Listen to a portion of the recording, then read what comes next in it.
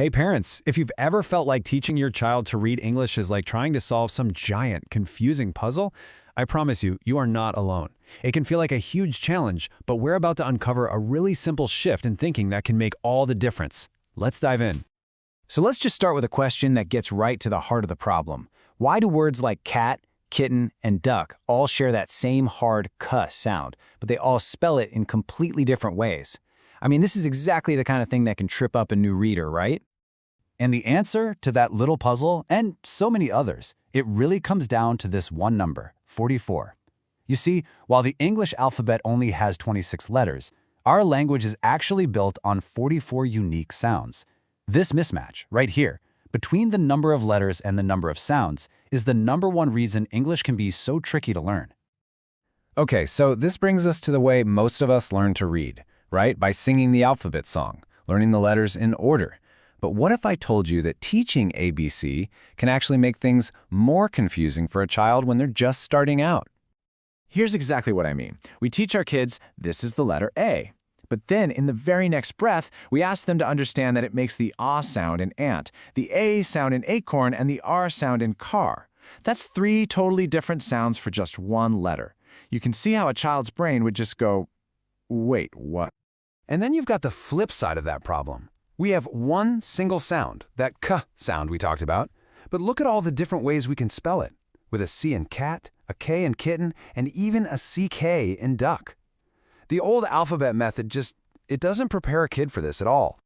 So if the old way is so confusing, what's the alternative? Well, there's a much more intuitive method, and it's called sound boxes. And the big idea here is so simple. We're going to focus on the sounds first, not just the letters. So what exactly is a sound box? It's a really straightforward idea. Instead of having all these spelling rules scattered everywhere, we just take one sound and we group all the different ways to write that one sound together in one place. We put it in a box. And this whole approach breaks down into 2 really simple steps for your child. Step 1, they learn to just listen for a sound in a word. Step 2, they learn the different spelling choices they have for that sound. It's an incredibly empowering way to learn. It basically turns them into little spelling detectives. Okay, so let's see this in action. Those 44 sounds are broken into 2 groups. We'll start with the first group, the 24 consonant sounds. You can think of these as the solid, predictable building blocks of our words. Here is a perfect example. This is the sound box for the F sound. A child learns that when they hear that F sound, they have 3 main spelling choices: a single F, like in fish, a double F, like you see in coffee, or that PH spelling, like in dolphin. It's all right there, totally organized.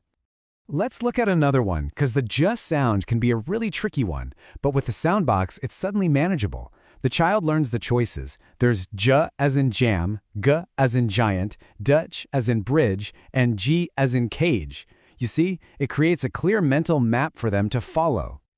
All right, now for the second group, and this is often where the real confusion kicks in, the 20 vowel sounds.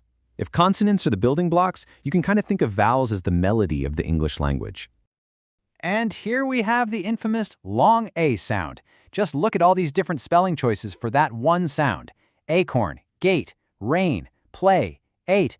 Trying to learn these as separate random rules is incredibly hard, but when you group them together like this in one sound box, the pattern becomes logical and, more importantly, learnable. And here's one more really powerful vowel example, the long E or E sound. Again, instead of just a bunch of random rules, the child learns a simple pattern. When you hear E, you can try spelling it with E, or EA, or EY, or even just Y at the end of a word like pony. It gives them a toolkit, not just a long list of rules to memorize. So after seeing all of that, what's the big takeaway for you as a parent? It all comes down to a really simple but powerful shift in how we approach teaching reading, a shift that can lead to some really big results. This is it. This is the whole idea in a nutshell. Children learn to listen for the sound first, and then learn all the different spelling choices for that sound. It's all about teaching them to be sound thinkers, not just letter memorizers. Honestly, this one change in perspective, it's everything.